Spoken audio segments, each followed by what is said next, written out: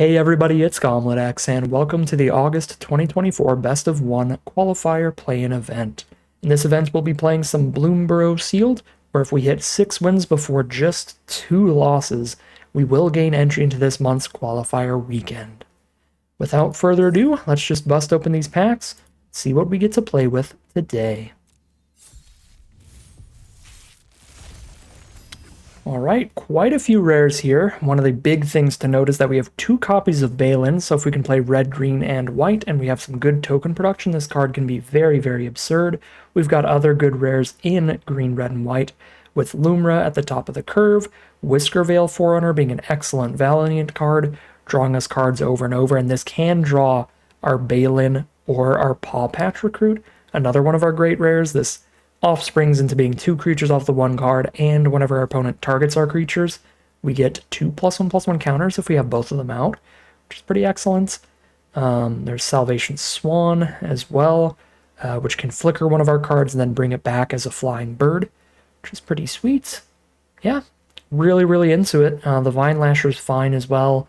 This blue rare is not the greatest. You got to be really, really deep into blue for it, but overall, really good sealed pool, and seeing 6 of the rares all in green, red, and white makes me pretty excited. 2 of them are green, 2 of them are white, so probably wanting to be green, white, splashing the red, if possible, if we have the support within those colors individually. So let's check out our multicolored and colorless here for our mana fixing. We do have a 3-tree mascot and an Uncharted Haven and a Hidden Grotto. We'll probably have to play all 3 so that we can play those 2 3-color rares. And that's 2 Balin there. So the hybrid mana value cards are even easier to cast than monocolored cards generally.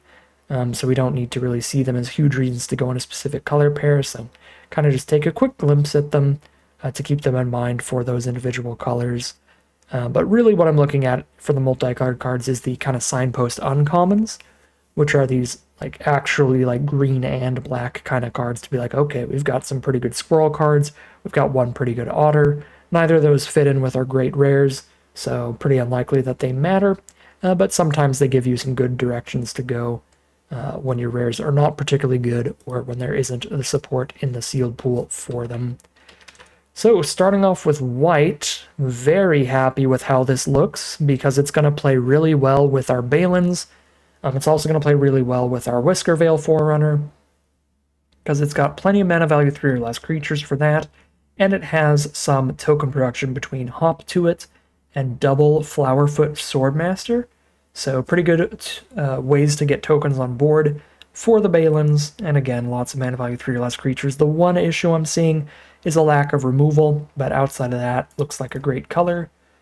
Blue looks okay, but considering all of the rares in the sealed pool, blue would have to look very good for us to be interested here.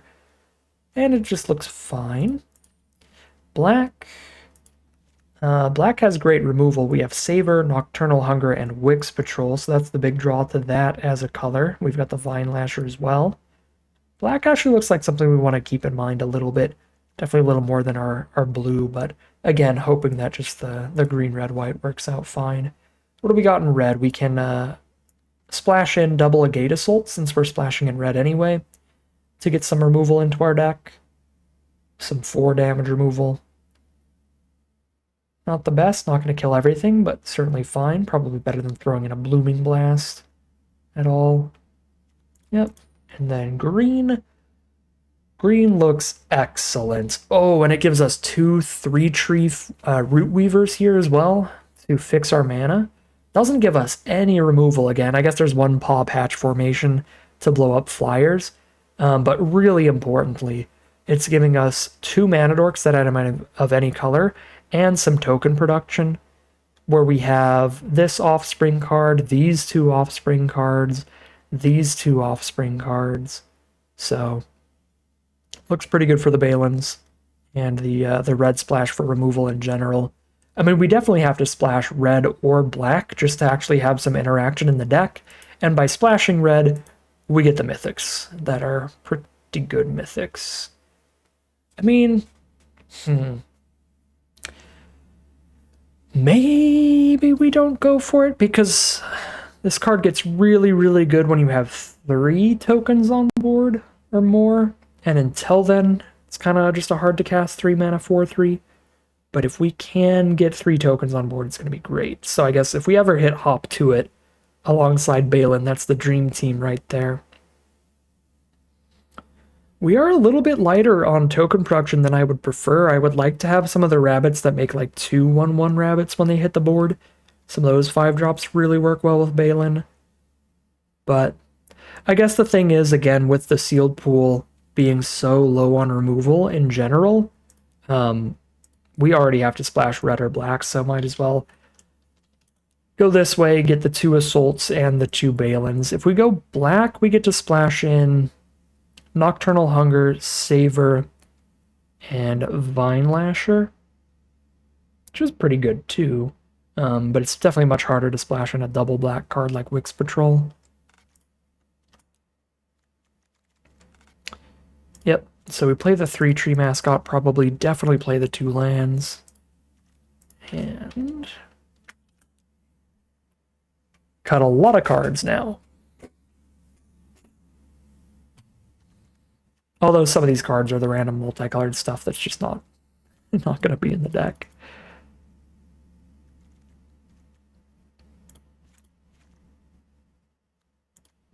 Pawn Prophet feels real hard to cast for a 3-color deck. As do some of these other hybrid cards. Okay. 9 more cuts. I don't think War Squeak is a very good card. Blooming Blast.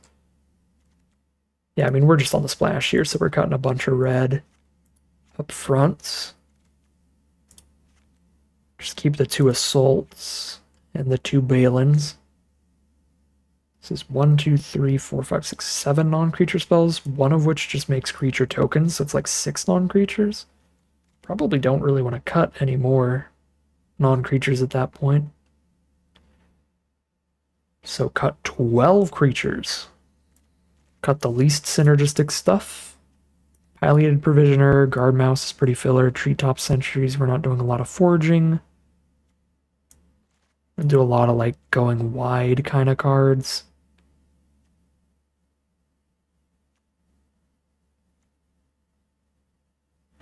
This or another rabbit enters. Something gets +1/+0 till end of turn. If we get 2 rabbits to enter in 1 turn, we draw a card. So we really need that to happen to be excited. But we only have 1 card in the whole deck that does that. Our other offspring cards are raccoons and mice. I don't actually think this is very good in this deck.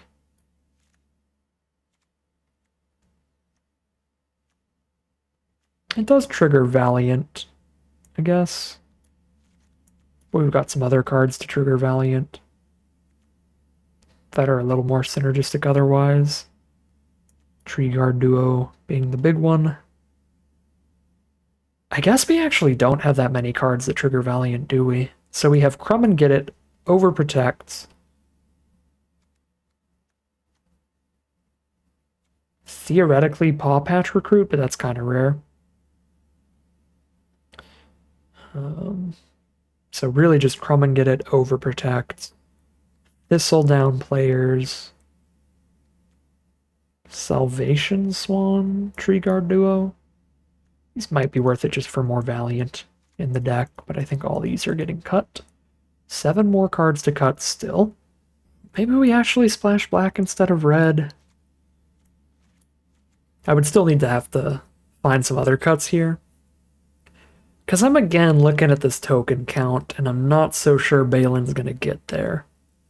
3 tokens on board before Balin is good. Without 3 tokens on board, Balin's just actually pretty bad. Hard to cast 4/3 with very little text. 1 food, 3 rabbits, offspring, 2 offspring. None of these are tokens, none of these are tokens. There's 2 offspring there, and 2 offspring there. You really need to get the tokens down really early with this as well, and a lot of our tokens are like late game with these big expensive offspring cards. You know what? I'm actually going to go the black direction here for Hunger and Savor, which kind of balances out with the double Gate Assault. Pretty equivalent in terms of the removal we're getting by splashing that direction. But then the rare, I think, is actually just better. Deal 2 to our opponent whenever we play a land. Eh, I mean, might not be the greatest off a splash. Maybe we just put the removal in. But certainly our green and our white rares are just really good in this deck.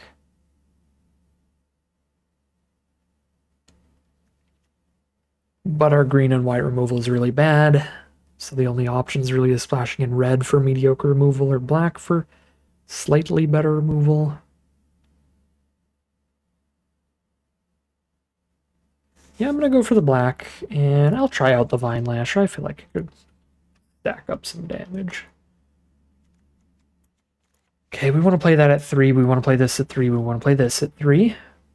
I don't desperately need to put tokens on board all the time anymore. So we could cut the double Swordmaster here without a lot of ways to trigger Valiant or a lot of mice in the deck. It's actually not that exciting. 6 mice, but 2 of them are the Swordmasters. Yeah, I'll just drop those. Rabbit response here, maybe. Getting a little bit less wide in terms of our boards. One of these Rampagers, we got so much stuff to do it for. We don't need that much 6 mana stuff at all. And this would be the simplest cuts. Just drop the Rampagers in the response.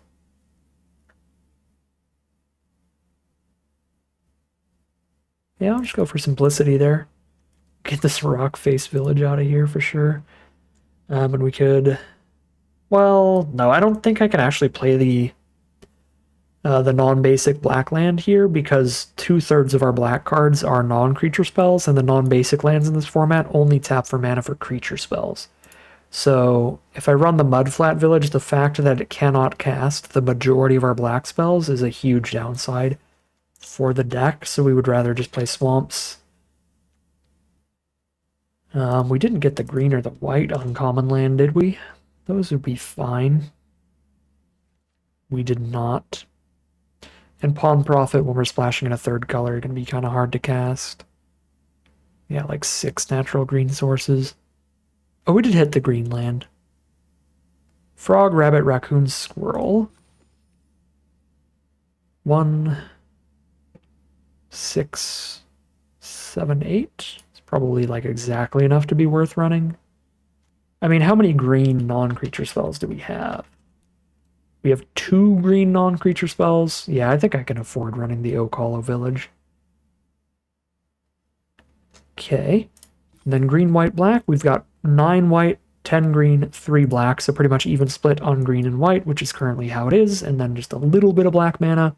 We're at 5 ways to get black, as well as 2 Root Weavers and a 3-tree mascot. That's like 8. Actually drop a swamp here. I don't really want to drop double swamp, which is awkward because that means that our green and white is going to be slightly skewed.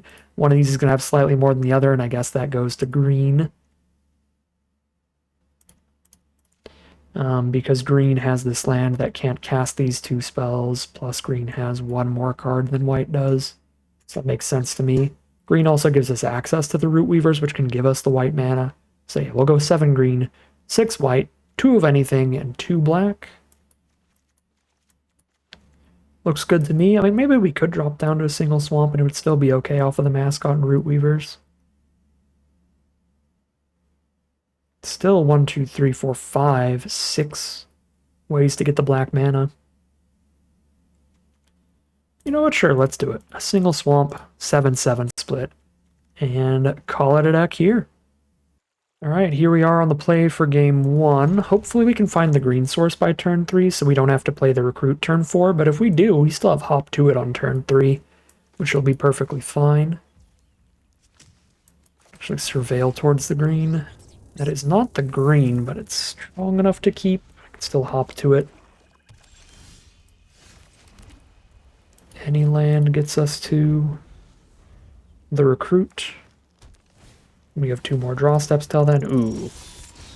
There we go. Green source is beautiful. Now I'd rather just hop to it against this Marsh Stalker. That really shuts off their attacks. If I play the recruit, though, I would be less excited to trade its offspring into the Marsh Stalker. Now I can play the recruit and have a Crummin get it held up against removal. This can give indestructible at the cost of giving our opponent a food.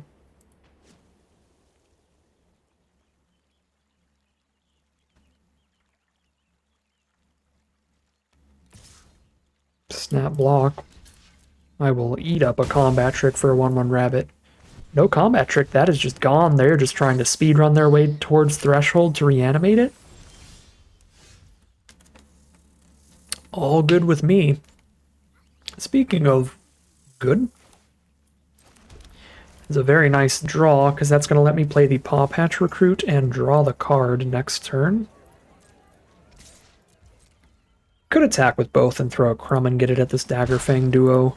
Don't feel like I need to get that efficient though when I can use these to be protecting our important cards like the Host and the Recruit here.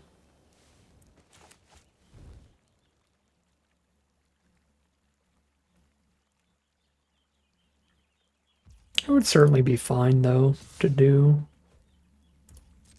Like here's another opportunity, but if we wanted to try to trade Crumb and get into the Daggerfang duo, we should have done it on attacks instead of blocks, because now they have 4 open mana for any instance they have of their own. Snap, Crumb and get it. Real happy. That line played out really well for us to guarantee we keep the Host with indestructibility, and we get to draw the card off of it here.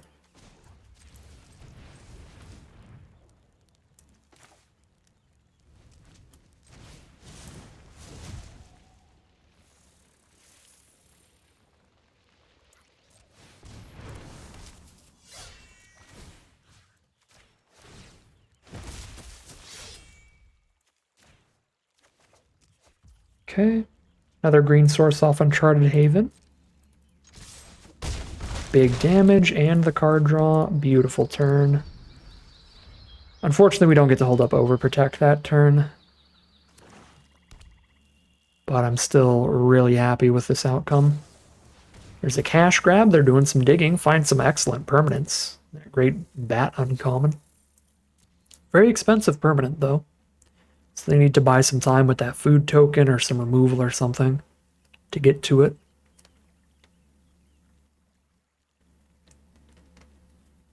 This does give them a second squirrel. Or sorry, a second food because they have a squirrel. So they can go to 12 easily.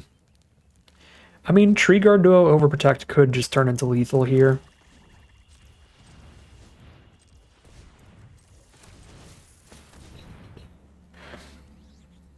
Just a massive buff into giving it trample as well, so we actually just use it on the biggest creature.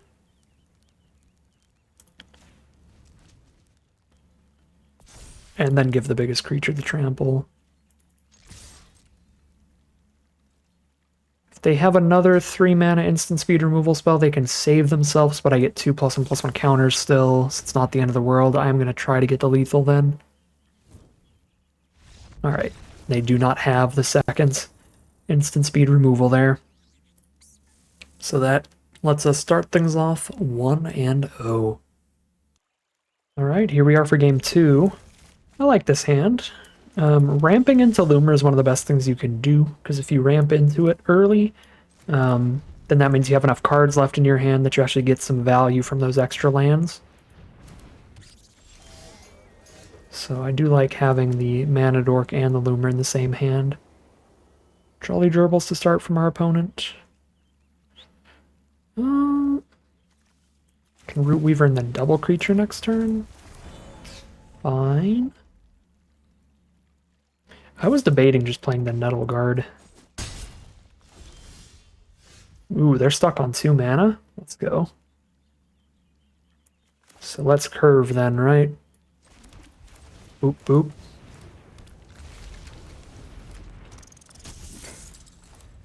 Next turn, play this tapped and give somebody +1/+0. Which, if I use it on the Nettle Guard, is actually +3 toughness, which is huge. 1, 2, 3, 4. This is mana 5. We actually have a concern here. If I play Haven tapped, I know I can play Loomer next turn, but if I play the Plains untapped, I can Crumb and get it. I guess I can Crumb and get it off of Root Weaver. Okay, yeah, there's no concern. We're fine. Boop.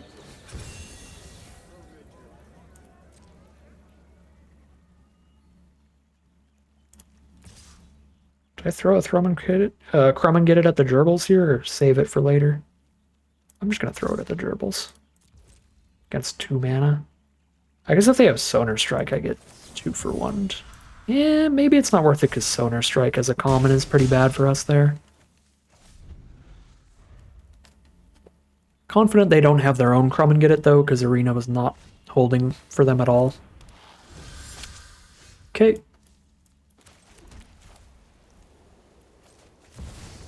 Send in a bunch of 3-power creatures, get a big Loomer trigger, get 1 land back. Oh, I guess that's not a rabbit. The host only buffs when we play rabbits. We've got 5 cards engraved for the Bodyguard Forge, so we'll do that post-combat and hope one of our creatures dies during combat, ideally.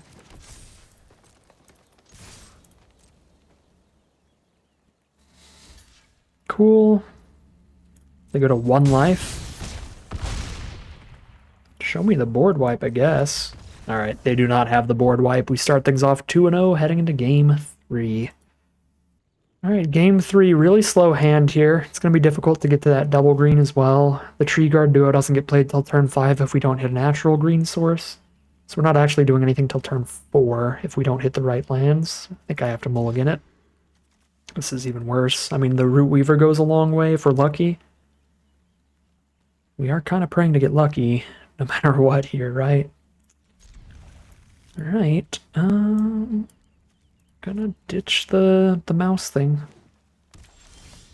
Okay, not a terrible start, but not a good one.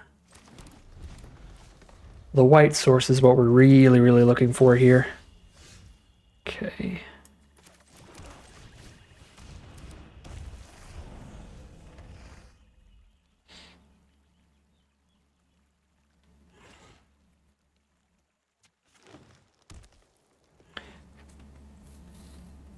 I could target the Forerunner with Salvation Swan for Valiance. Oh no. Well, now I'm just playing Salvation Swan and trying to eat that Dark Star Augur. Praying they don't have removal in their hand here. Instant speed removal to use when I flash out the Swan. Please don't. Because if Dark Star Augur stays on board, they're just drawing 2 cards a turn and we're losing. Getting overwhelmed. Nice. No removal. Love to see it. That does mean our Valiant trigger for Forerunner's gone, but it was worth it to get this Augur out of here. Still just play the Forerunner and then play Tree Guard duo on it next turn, right? That is still 1 Valiant trigger in the hand.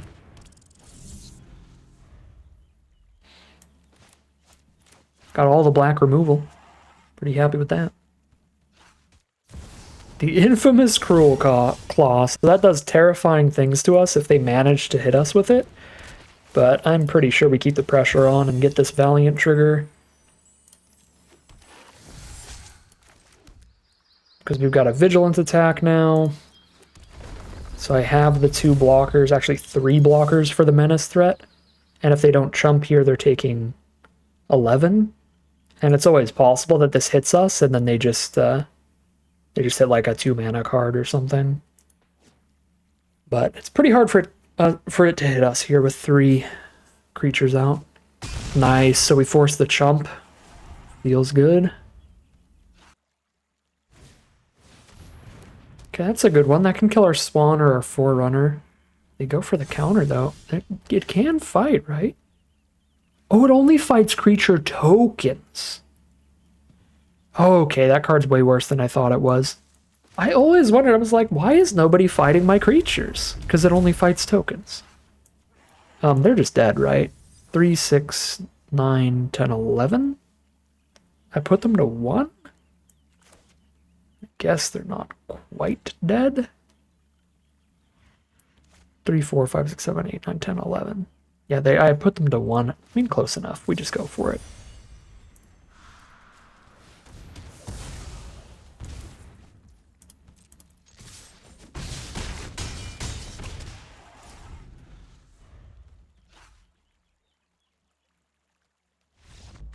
Cool.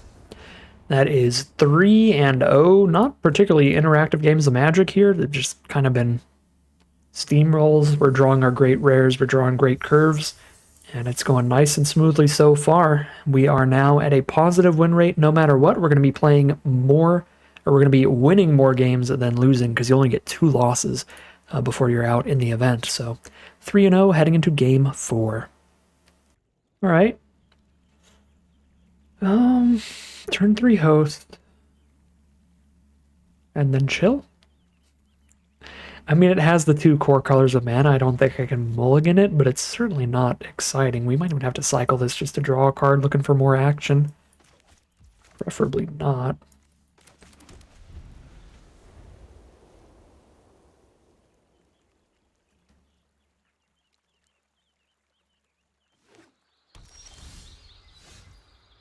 I could also just sit here and then play turn 5 host so that I can play it with a +1/+1 counter on it, but that can't be worth the tempo loss there of just getting it out on the board turn 3.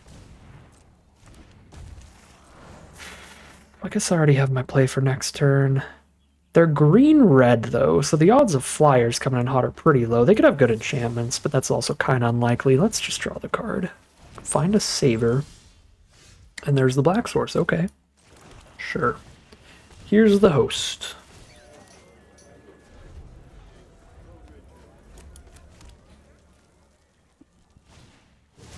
Coruscation Mage with the Offspring. So they can start doing big damage. Salvation Swan's a great draw. Happy to see that. So every non-creature spell they play pings us for 2 now.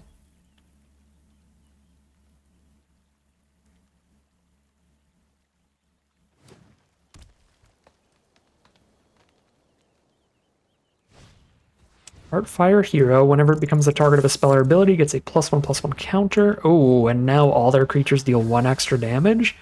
So it's actually a 3/2 otter and a 2/1 otter. So since they're mostly tapped out, they need a 1 mana trick to kill the swan here. But they do have something for 1 mana the Root Weaver is holding. I don't remember what the green-red 1 mana tricks are in this format. I feel like I have to block. I guess it's the like +1/+0 draw card. That would get us pretty bad here. They could be playing in full control mode. That's the only one I can think of. Either they're in full control mode or they have the 1 red mana +1/+0 draw card. Yeah, just gamble on it. Let's see what they got. Dang it. Dang it. Oh, this is the rough part about playing these events. Like 3 or 4 days after the set's launch. Still not familiar or comfortable enough with the set to be like, well, they definitely have that specifically. I'm like, that's the only thing I can think of, but I'm sure there's like some other cards they could have there that don't actually do win the combat or anything. Well, that was pretty bad for me.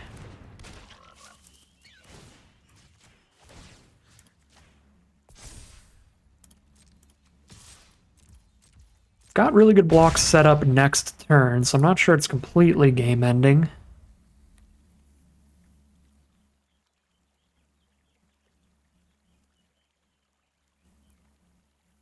If they don't have good follow-through, it isn't. But I don't think they played a land last turn. Okay, maybe they did. Yeah, if their hand is like all spells, then we're going to be doomed. I kind of think I have to give them the food here so they can't attack into this host. Because I take pretty considerable amount of damage if I don't.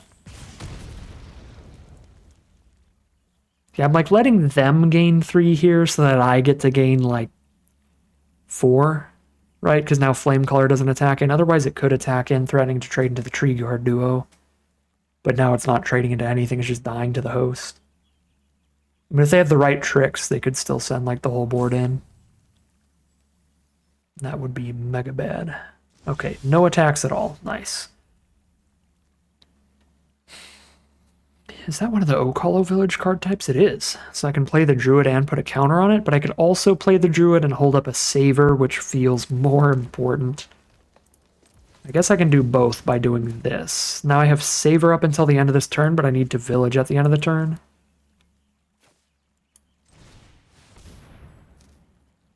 If I want the +1/+1 counter badly. They're at 11, but the food makes them at functionally 14. We're at 11, functionally 14. Flame Color is a huge deal. I feel like I just sneak 4 damage in and hold up Savor. I don't think the +1/+1 counter is more relevant than Savor, which is awkward because it means our opponent gets to know we're holding something up here, or they get to be like, oh, you forgot your land. We can pray that they assume that we forgot our land, but that's unlikely. But they can't know, like, exactly what I'm holding up here. Maybe I just really wanted to hold up the 2 mana for the food token. You don't know. The food token would be holding priority for me.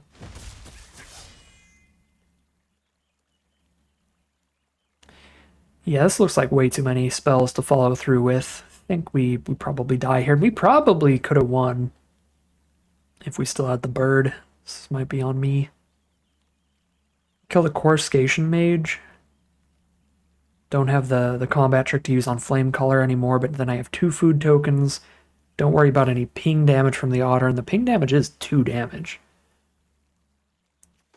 I think I am going to kill the Mage here. This gives me all my mana open if I draw like my 6-drop or anything. If I draw land, I cry. We do have to draw some spells, but with a couple good spells, the game is still winnable.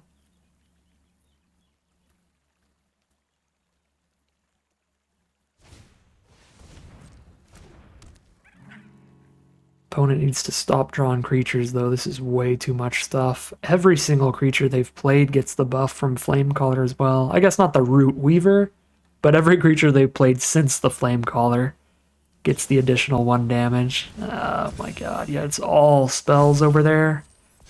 The Polywallop, which also puts a counter on the hero. Gross. Yep. They'd be at like 1 life right now if we had the Swan. We probably win this game if we'd kept the Swan against the Trick. That's so sad. I even said the exact card that I thought it might be. Maybe I just need to start trusting my gut on that stuff more quickly. I was like, I don't think I know the set well enough to confidently say that this is that card and that I shouldn't block, but I guess I did. I guess I did know the set well enough. It's 9 damage. Do I have any draws that give like flying or something here? Overprotect is not going to sneak lethal. I have nothing I can draw that gives flying out of nowhere. Yeah, we have nothing to just randomly break through for lethal unless they block really badly against Overprotect. So I have to just get the Flame Caller out of here for sure. And probably get the Rampager out of here as well. And then we just hope to draw good blockers. Now their whole board is just whatever it actually states, instead of getting the buff. Got 7 cards, so I can forge twice even without a food token on board. So I probably just eat all this food while I have the mana. Yeah. Come on, top deck. Let's get a Lumra. Well, it's not a Lumra, but it is blocks. Actually, a lot of blocks.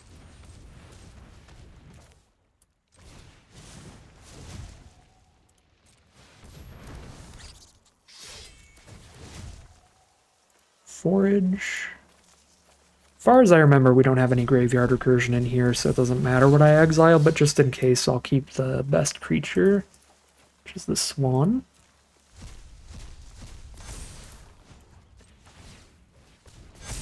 Alright. Bigger blockers than they have attackers, and they're playing off the top now.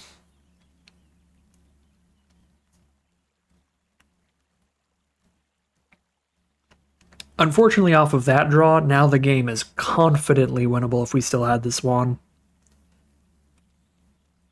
Because we definitely would have had the time to get the lethal swing in.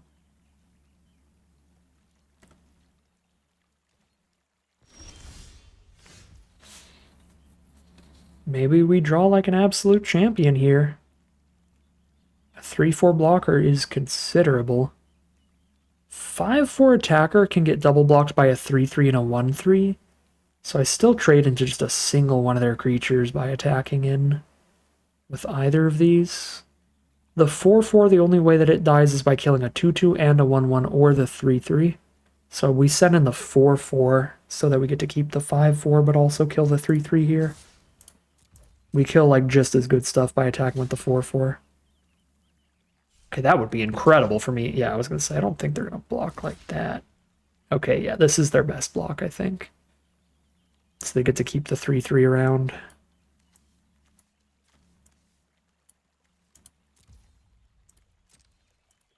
Cool. And that does 2 to my face only, right? Yeah.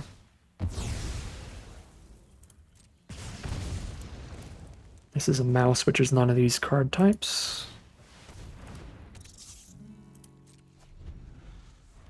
So I can still double block the bodyguard. And I only kill the 3-3. So they definitely made the good block there. Drawn to the Longstalk Brawl, they give us a fish to kill the Forerunner. Pretty good for them.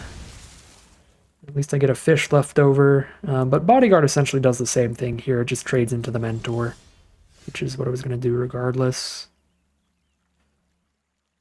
Do I have to just trade into the Mentor here?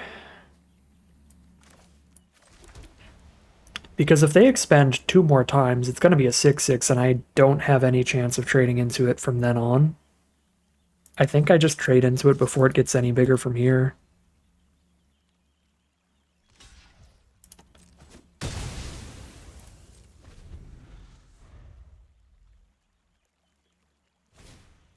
Blacksmith's Talent? Oh, okay, that wins. That wins the top deck war real fast. +1/+1 trample, double strike, haste to whatever they play. Oh, it doesn't give trample, but it's double strike haste, which is still deadly. They are at 7s, they have to hold up 1 blocker, but they draw any creature, give it double strike haste, and hold up the Root Weaver.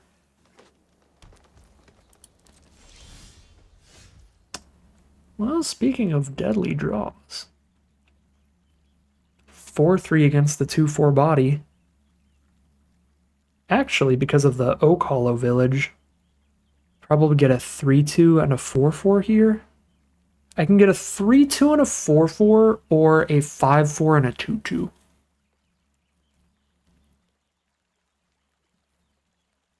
She like the 5-4 and the 2-2 better.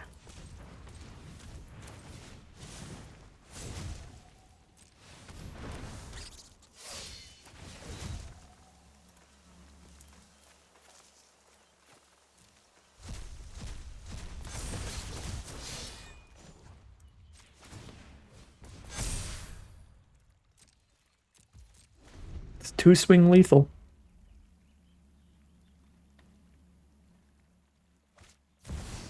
Season of the Bold.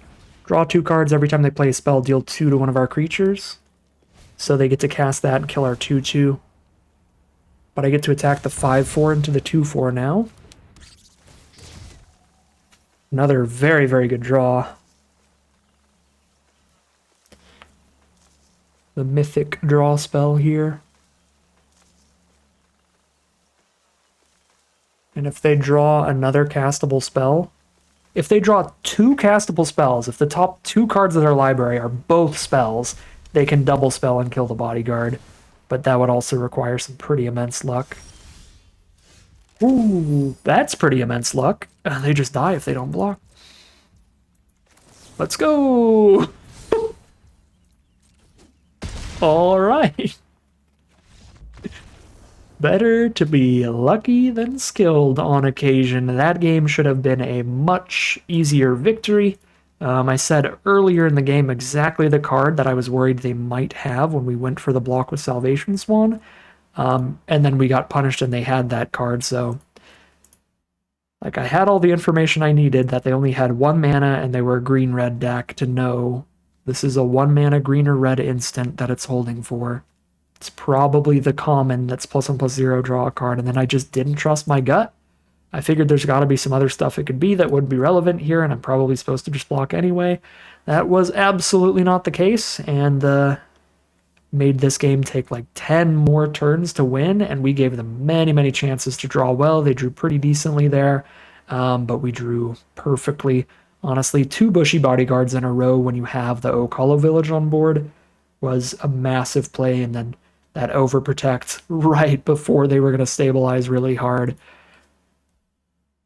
Someone on the arena dev team is on my side for this event so far. Really protecting me on that one. We are officially in the money now. We spent 4,000 gems to enter the events, and we're leaving with 4,500 gems. So really can't be unhappy with whatever happens from here, but preferably we can find just a couple more wins before a couple losses. So we'll see how it all plays out heading into round number 5. All right, here we are for game 5. This is a pretty awkward one because we have a 2-drop in green that we really want to play turn 2, and this hand can't play it till 3. But it has really good mana otherwise, so we're just going to keep it here. It's slow mana, but it's great mana.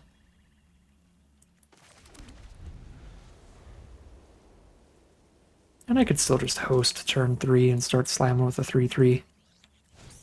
Steam Path Charger, get a 2/1 down, sure. Let's get a 3/3 down. This also means any land draw gives us the Paw Patch Recruit to draw the card off the host, which is a big game. I guess if we hit our 1 tapped land, that wouldn't work, but every other land in the deck gives us Paw Patch Recruit, draw a card next turn. Ooh, there's that Vine Lasher, very scary card. We've got a copy of that. Now every land they play for the rest of the game deals 2 damage to us. We did not hit the land we really wanted here. With Crumb and Get It and Nocturnal Hunger up, I think I could send the 3/3 in, but Vine Lasher with the Offspring is a scary enough amount of damage. It might not be the best to trade blows here. It's probably better to just get the Root Weaver down and pass.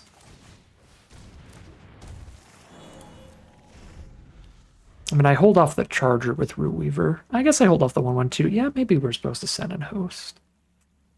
But if they have like a combat trick here, they still get attacks, which I guess they do regardless. I don't know. Vine Lasher instinctually makes me want to turtle up. Oof, the Spark Shooter to go with it because they just guaranteed have made us lose life every turn. Did not hit the land we are looking for, so I have to tap Root Weaver to play the Recruit. Still get to draw the card off Recruit, which is a big game, but it's a lot of damage on their board, and they're on 4 more cards in hand still. I could Nocturnal Hunger the Spark Shooter and also Crumb and Get It on blocks.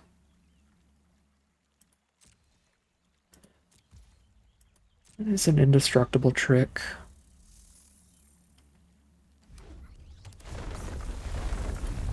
And they'll hit all their land drops here we're missing.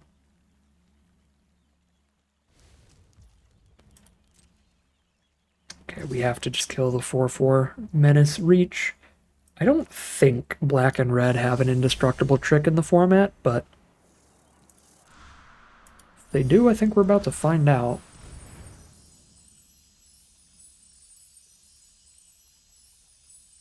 With Loomer in hand, this feels like a game where we're really just trying to keep our life total as high as possible to stabilize off of big plays in the late game, rather than trying to maximize the damage we're pushing into them, so I'm going to give them the food instead of taking 2.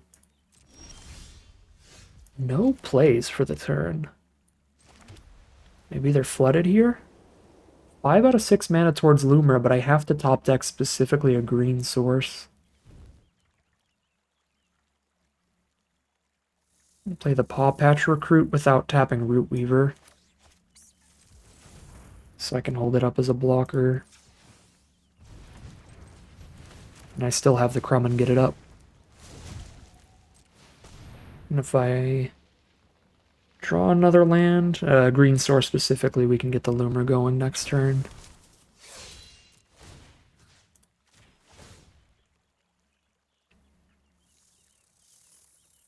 If they had removal, they should have played it before any of the recruits went down. If they wait for the recruits to go down, then we get +1/+1 counters. Unless they specifically wanted to kill the recruit itself. Target opponent sacks a creature with the greatest power among creatures they control and they return one from grave. Okay, so it doesn't target anything on my board. I see. So they want to make me sack the host before I get to draw a card off the host. I can crumb and get it to still draw the card. But then I've spent a crumb and get it and lost the recruit. Feels not worth it. Because they're just giving me a card anyway. They're gifting me a card, yeah. So I still get to draw what I wanted.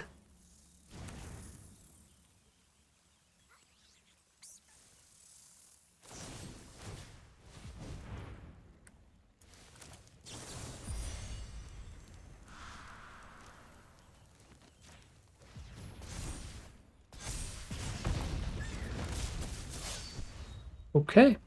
That all ended perfectly fine. About as good as it was gonna be. Which still isn't ideal because this Vine Lasher is doing work. Still more removal? Yeah, yikes.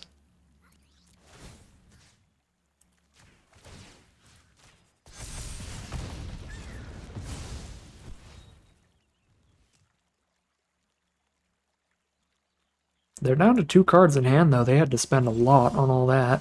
Favor's a big one. Can play a host or a hop to it, hold up Savor. I'm actually holding up Savor or Formation here. Want to play the host before the hop to it, ideally. Maybe supposed to just savor the Vine Lasher immediately, but I want to be able to trick the Spark Shooter.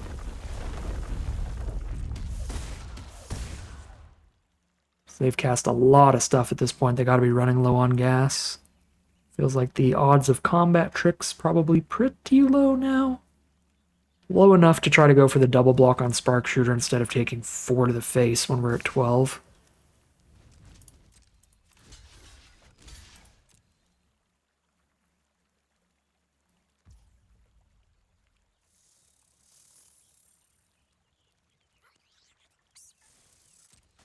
I think I'm going to savor there. What's their own savor? That's very funny. Just got to resolve a Lumra, so we draw a card, get a food in response. Feels better than savoring Vine Lasher.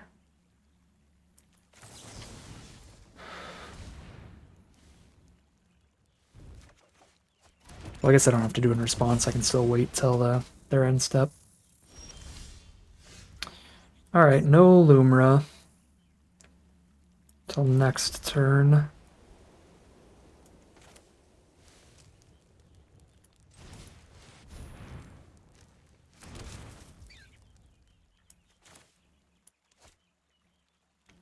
Life. Every land is 2 damage. I can turn every land into just 1 by savoring. But if I play the Mascot instead, I guarantee Loomer next turn. Even if I don't hit another land.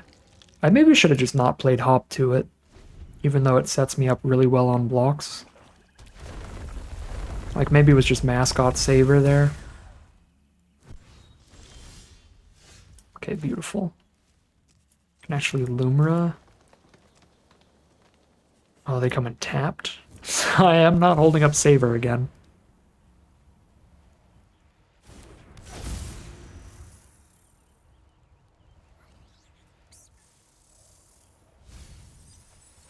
One land milled, but I still have a 7/7.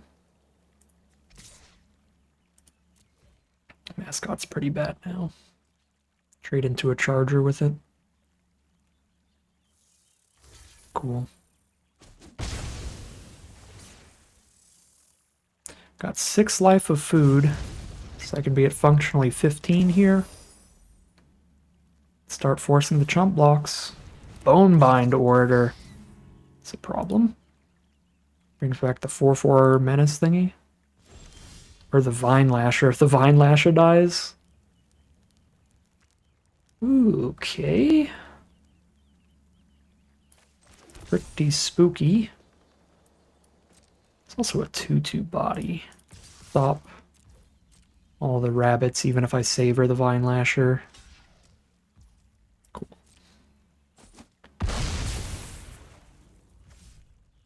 I don't want to savor the Vine Lasher until they've used the Orator. Because 3 different Vine Lashers on board gets like super, super deadly. Charger? Yeah, it's pretty good. It's 2 more chump blocks and each chump deals 1 to me. But those are small enough that the rabbits attack into them. So that speeds up my clock, which is nice.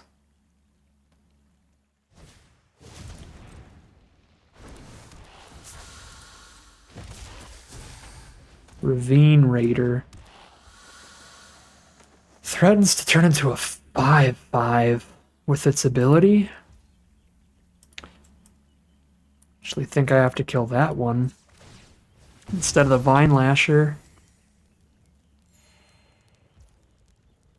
So that Root Weaver can still attack in. I guess I have more than enough mana to still just wait. Delay that decision. 3/3 body's definitely good.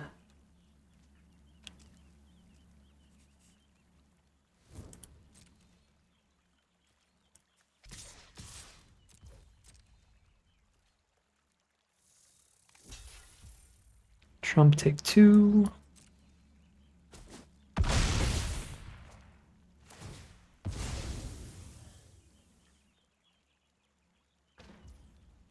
I guess if they don't draw any spells to cast, then they're just going to have the mana for us to not be able to savor the Raider at any point. They can activate it twice in response to us trying to savor. I feel like that's going to be annoying enough.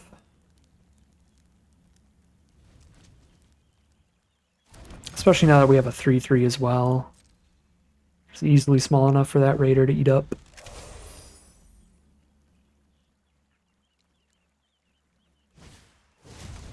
Oh boy. Those are very, very good draws in this circumstance. I think I had to mill the Overprotect like turn 1 of this game, yeah, so we can't draw Trample on Lumra. It's a really big deal. Okay, they don't have any artifacts or enchantments. I guess I could try to blow up a food with that, but that's real unlikely. So the 1 toughness creature is just terrible here, pretty much.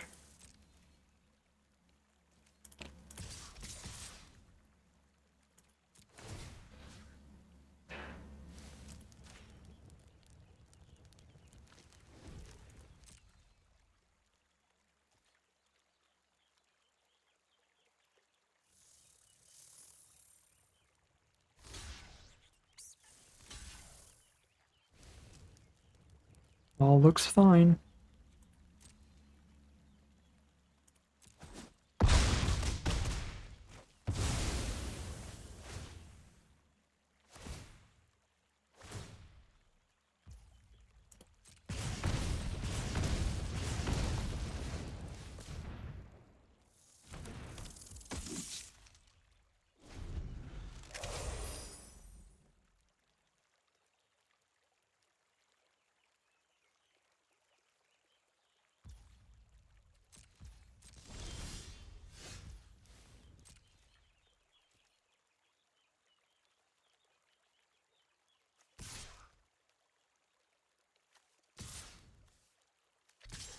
This trading Nettle Guard into the 1/1 Vine Lasher is still stopping some damage to us and getting rid of a chumper that could be chumping 8 damage later.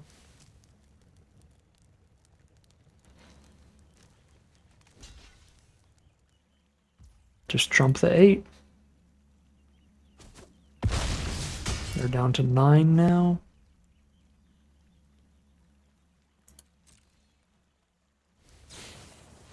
Oh, what a draw. Jesus Christ. For the 1-1 trades up into the 8-8 here. Yep. All right.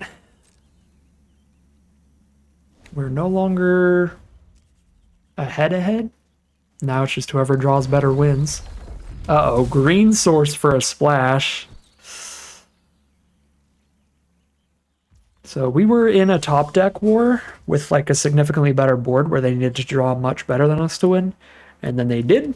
So now we're at like a 50-50 top deck war, which feels very losable, and I'm terrified. We're on coin flip time.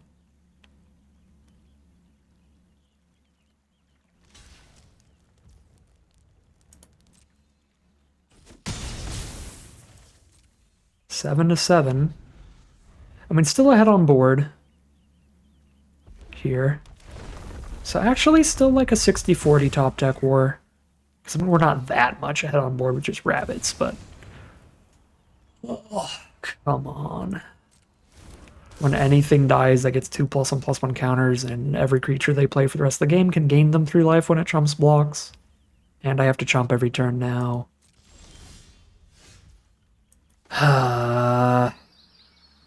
I'm very good at jinxing myself. That is a significantly better draw than ours. And we can never attack into that thing. We have to block chump, block chump, block chump. There's also already several food on board, so that's just going to be completely insurmountably large. We've already played the only removal spell in our deck that could kill it. Lose 3 unless we sack an online permanent or discard a card. Okay. Okay, the Offspring's very frustrating, but I can discard one of these cards. That's actually another just insane top deck. Out of all the commons you could draw, that one's really good. But it is still just a common. I mean, if I sack a non-land permanent, I'm basically just losing more than 3 if I sack a rabbit. If I sack this, I'm just basically sacking it for free to gain the 3. So I guess I just sack this. That's my gain 3. Well,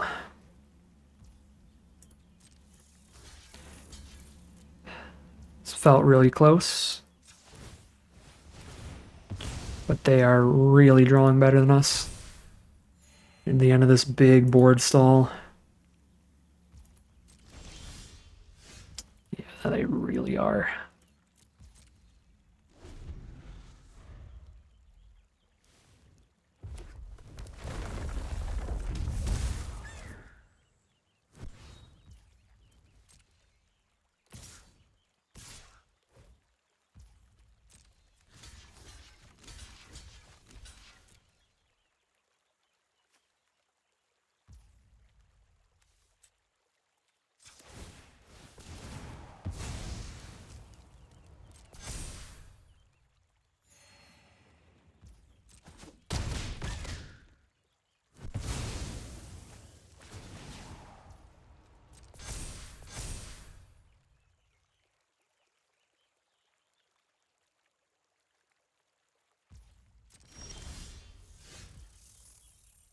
Oh, you're so close, but you're too late, Salvation Swan. Maybe 3 or 4 turns ago, that'd be enough flying damage. Definitely when we had the 6-6, that would just, we would have won. Or not the 6-6, the 8-8. Boy. Their deck is as loaded as ours.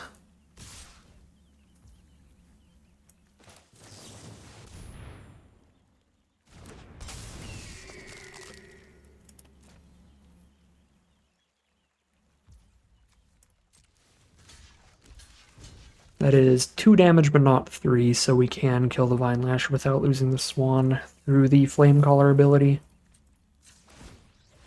But then I'm just going to have to chump with Swan if I don't hit anything next turn.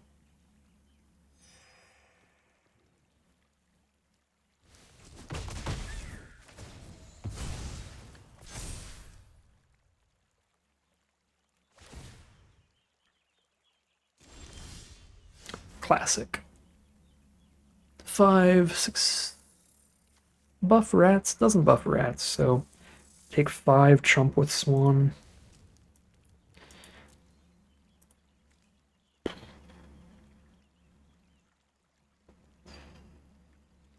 Still got a bushy bodyguard in there, would have been the best draw.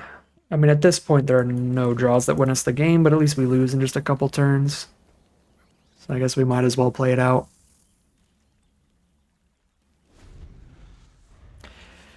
Round really just felt like rolling a bunch of dice and rolling lower numbers.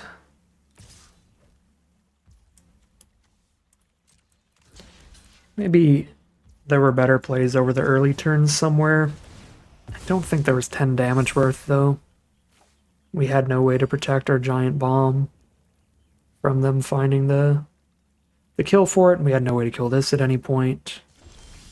The end game plays out the same no matter what we do. So I guess it would all be dependent on maybe there somehow being some way to have found like 10 more damage earlier in the game, but that feels massively unlikely. Just kind of feels like how the cookie crumbles here.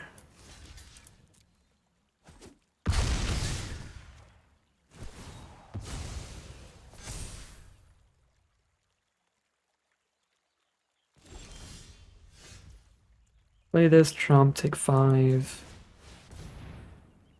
Dang, we clumped up some great rares in the bottom of our deck. Bottom 10 cards was our Swan and Forerunner.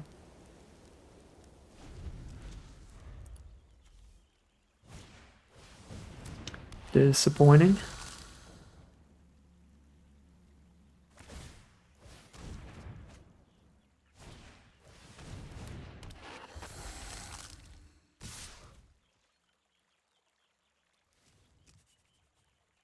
The exiling 2 cards is not a May ability.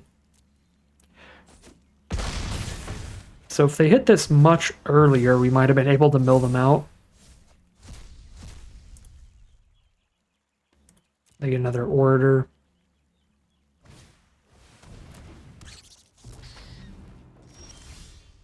Alright, that's incredibly dead on board. Bummer game, but I really don't think there was anything we could do in that one. Just another predestined outcome. But that was a few of our wins for sure, maybe even all of them. We just drew way better than our opponent and curved out like crazy, so... So not too much we could do there, sadly, and that is going to drag us down to 4-1. We only have one more loss before we're kicked out of the event, so we gotta try to win a couple games in a row if we're lucky. That is already not a good start, but we are on the draw with another peak for another land. If we surveillance anything other than a land, we'll just mill it. If we hit lands, this hand is very powerful, so I think we are hoping for it pretty badly. And now we have the Paw Patch formation digging another card deep for lands. I really need to keep just any lands, even though plains would be better. I can cast these spells off the Hidden Grotto, so we can play them off curve. Worst case scenario, I mean, I can play Recruit turn 3 guaranteed now. That was the wrong land to play. Oh my god. I'm commentating too much and just clicking the closest land. So we're supposed to play Paw Patch formation there. Although I would have played the Paw Patch formation and drawn into the Harvest Trite Host, which I would then not be playing.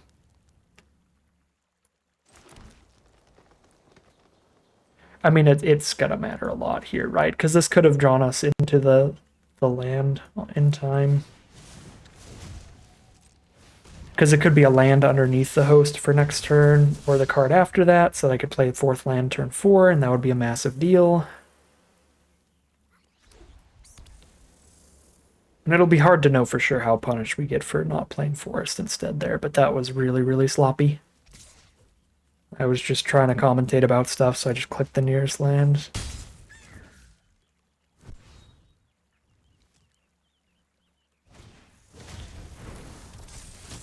Well, maybe it doesn't matter. Maybe our opponent lives in Magical Christmas Land regardless. And they go 2-drop +1/+1 to all mice into 3-drop 2 mice. Yikes. So now we play a 3-tree Root Weaver. I almost feel like I need to Paw Patch formation for a land drop, but then if it isn't, it's so bad. It would have to be a green source specifically too, because we want to go formation into Root Weaver. Yeah, no, we just play Root Weaver then. Man, I probably just punted this away with that Paw Patch formation. Just click the wrong land play.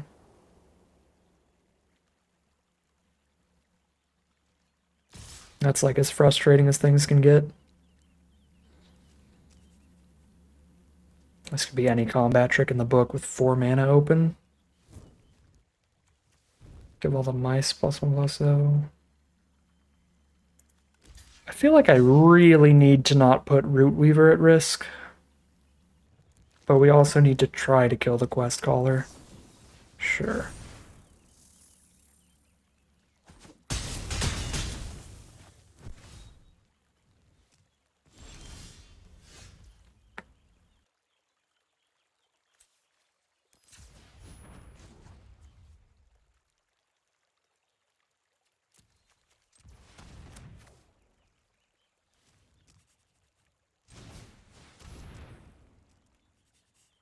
Try to trade Nettleguard into Quest Caller with Overprotect and Crumb and get it up.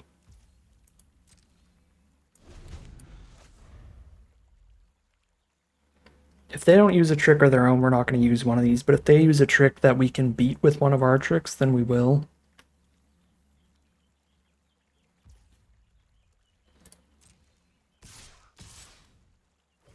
Okay, so they don't have tricks here, so we kill the Swordmaster and Paw Patch formation for the turn. I don't know why you would make this attack. If you had tricks, I don't know why you would not send Quest Caller in. I guess because they're just really scared of our own. Okay, yeah, that's just going to be extra damage. Oh, it's Trample too, though. Trample might be bad enough to overprotect instead of Paw Patch formation, just to have 4 toughness here. Yeah. Oh, I guess I could have Crumb and get it as well because the +2/+0, or +0/+2. But if we save Crumb and get it for Forerunner, that's way easier to cast alongside it. It's only 1 extra mana. So yes, I can like play Forerunner and Crumb and get it for the turn.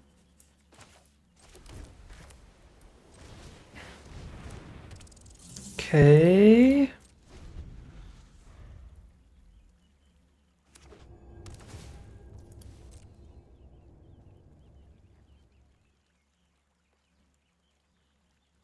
I could have Crumb and get it during our turn to put something else on board with Forerunner if we have a hit in the top 4, but it feels better to use it defensively to save Forerunner from some damage removal spell or something, and just put the card in our hand.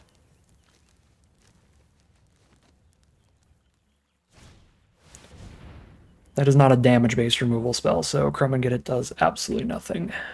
God dang it. Can still use this to kill stuff. They attack anywhere, probably with Stoat. We kill the Stoat here.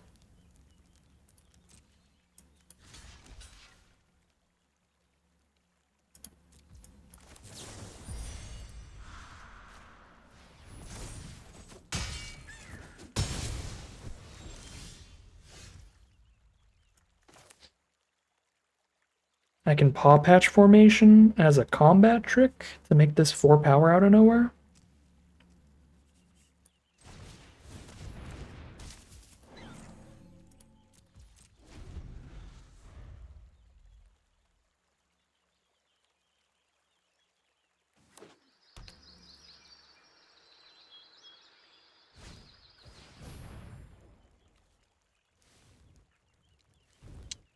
That is filthy good here. Massive 2-for-1.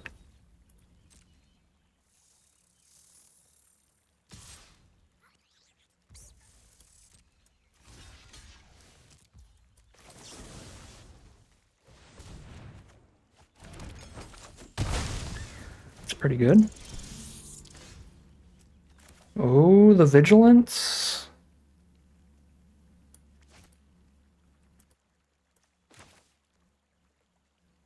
+3 is going to be 7 toughness. Yeah, that's worth. And then I can Swan the Duo. I guess it would come back in the end step. Mana Fixer or a Land Pinger. I don't actually think either are super good right now. I might want the Mana Fixer more just for higher power on blocks. Have a 2/1.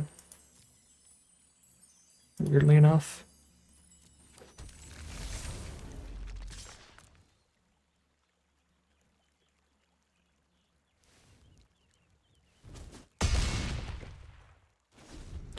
Maybe I was playing the 5-head chess the whole time, keeping the Paw Patch formation in case we drew a Druid of the Spade so that I could use it as a combat trick for a Druid of the Spade to kill a Driftgloom Coyote to return a Whisker Veil Forerunner. And just nobody knew I was doing the 5D chess, not even myself.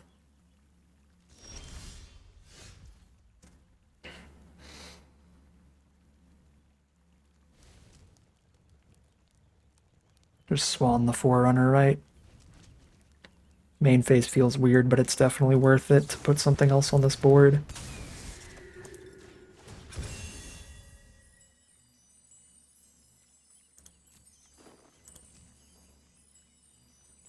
You can get a 4/3 Squirrel or a 3/1. If I get the 4/3 Squirrel, I can't draw 2 creatures at a later time, but I think the high toughness is still incredibly important.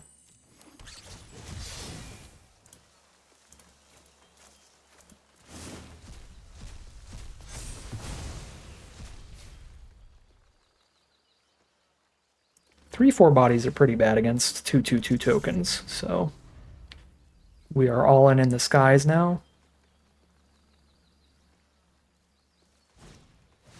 Got that Forage audio glitch, you love to see it. This attack isn't even that good for our opponent without tricks.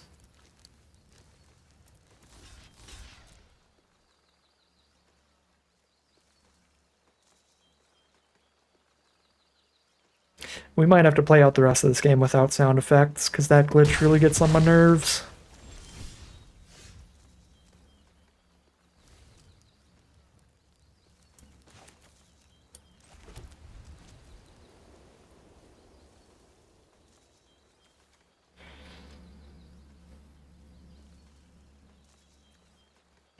Got a 3/3 and a 1/3 on blocks. 1/3 2/1 4/3 3/3 1/3.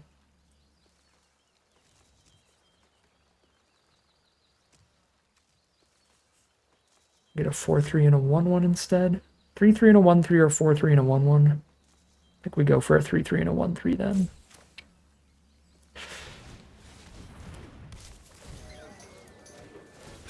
This could hit another blocker. Oh my god, that's so lucky. Alright. Now I'm super, super happy with the blocks we have.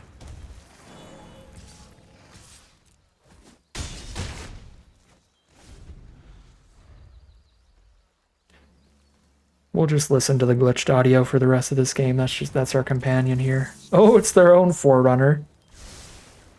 And if they don't find flyers, still getting there in a couple more turns. They do get an instant trigger off of the host. Let's see if they find flyers. Another host. Oh my god. Get the double up, draw a card here. It's pretty huge. That's really, really good. Yeah.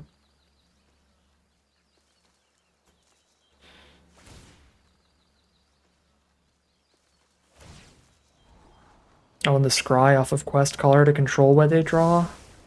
Lord.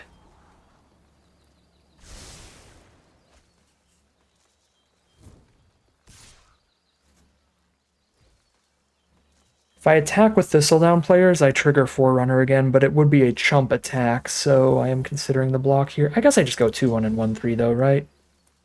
Well, no, I lose both the creatures. That's 6 power over there. So Host is more likely to trigger, or sorry, Thistledown players is more likely to trigger Forerunner again, but Host could maybe trigger it without chump attacking. I don't think I can afford to chump attack at 11. 6 damage on board, 6 power on board.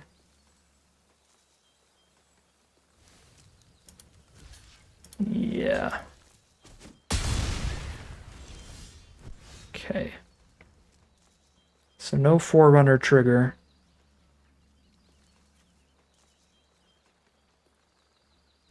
We just hit them for 6, put them to 2, and hold up all the blocks in the universe.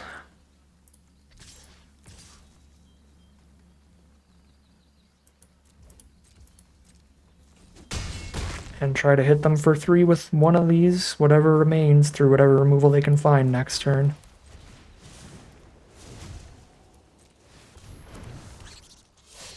Get a 4/3 and a 1/1.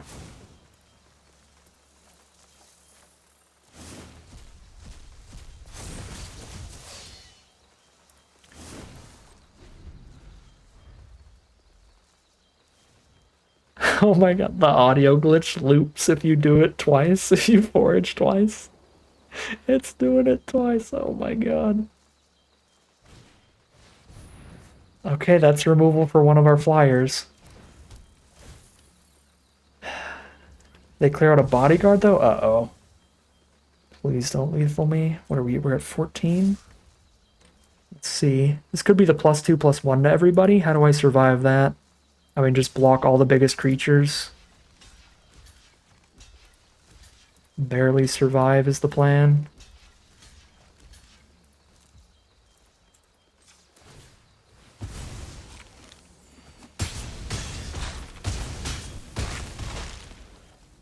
Okay, I did much more than barely surviving, but they also didn't have the +2/+1 to everybody. Oh my god. Alright. Massive just misclick style punt at the start of the game really set us off on the wrong foot. Incredibly embarrassing when that kind of stuff happens. I have a colorless land and a 2-mana green spell, and I play a swamp because I top decked it and it was just at the right of my hand, so I'm like, alright, just play the land.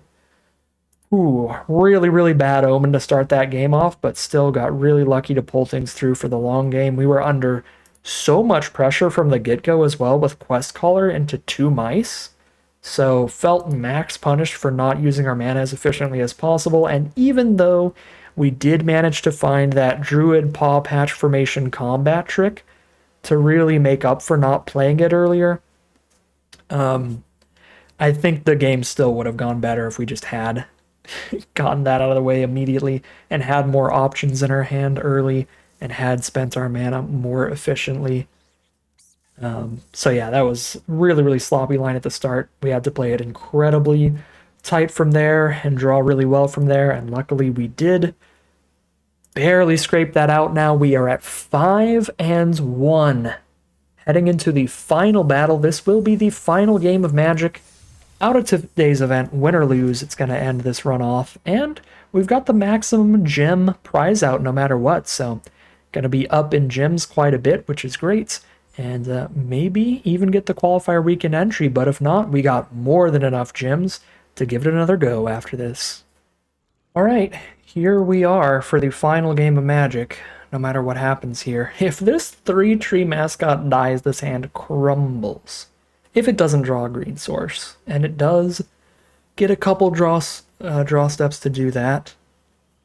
Mascot isn't usually a high target for removal, but if you see your opponent on Plains mascot, you might go for it. All we need is for the mascot to be out for 1 turn to get the Root Weaver down as well, and then they have to kill both of them.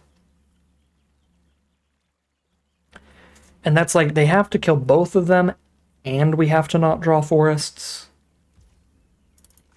Taking that risk here. So Vine Lasher. So any land we play a Vine Lasher next turn, although that's pretty risky. We should probably just play Root Weaver if we don't find green. Innkeeper's Talent is one of the strongest rares in the format. Puts a +1/+1 counter on one of their creatures every turn, and then it's going to make all their creatures with counters on them have ward, and then it's going to double up the counters they put on creatures. Terrifying. So here's the Root Weaver. Then I can definitely kick Vine Lasher next turn, although if I don't have a land to play with it next turn anyway, then it's not the greatest. Caretaker's Talent, so any tokens they play get a bonus as well. Pretty terrifying stuff from our opponents. We just try to outrace them since they haven't actually played any creatures here, but all they do is play one offspring creature, and we can't break through anymore. I guess we could play a Tree Guard duo next turn. Got an Overprotect as well.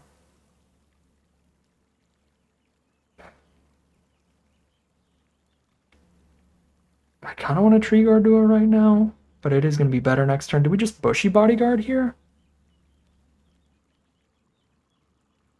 No. I think I sequenced this out wrong. I think I should probably just maximize Tree Guard duo nonsense next turn. Play like a non-offspringed Vine Lasher and a Host.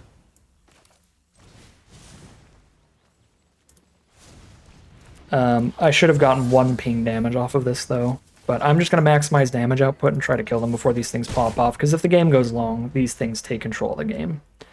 Easily. For just a single white mana, they get a copy of one of their tokens. So they offspring something, get a copy of that offspring. One of their creatures getting a counter here.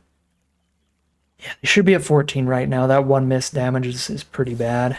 Okay, take out the trash. No creatures? No creatures one time, fingers crossed. No creatures, just level stuff up. They don't want to level up talent right now, though. It doesn't do anything. Hop to it. Sure, hop to it before the duo makes the duo really, really, really big damage. Although playing duo before they have a blocker up is also a pretty big deal, because I need to draw 2 more lands to play the duo and the Overprotect to trample through a Trump blocker. Yeah, no, let's actually just get the 4 before they can block the extra 4. They're down to 8. Maybe we'll just play 8 lands. Green Shell, that is one very big, very important blocker that draws them a card or ramps up every turn and gets even bigger from the talent, and just not good. But they're at 7 and we have an Overprotect. They block here, take 1, 2, 3, 4, 5, 6, 7. Into the Qualifier Weekend we go. 1, 2, 3, 4, 5, 6, 7. Almost punted away, but still have exact lethal. Could you imagine if we got them to 1 off of this swing, and then next turn they just played some creature with offspring that they drew off of Green Shell's ability, which means they have 2 more blockers. They then pay 1 extra mana, get another copy of the offspring, and they're so stable from there. Like, we could have absolutely punted that game away by not considering our plays before playing our land drop for turn. So that was a really big punt there. I don't want to understate that. Even though we're winning these games, there's been a bit of sloppy magic today for sure. Really in these last 2 games in a row, but these last 2 games in a row have been victories. So the sloppiest plays have also been the winningest games, which is nice. Nice lucky stuff for sure. Yeah, I'm still definitely happy with the way that I chose to curve things, of just trying to outrace these cards before they could stabilize, because these go insane once they start getting creatures on board, so just get as much damage as we can before they get creatures on board to get the kill here. It really, really worked out for us, but we should have had 1 more chip damage in. I just really wasn't considering the fact that I would ever want to play this without the offspring in the first place. And I was like, well, I'm not just going to play Vine Lasher in a land this turn.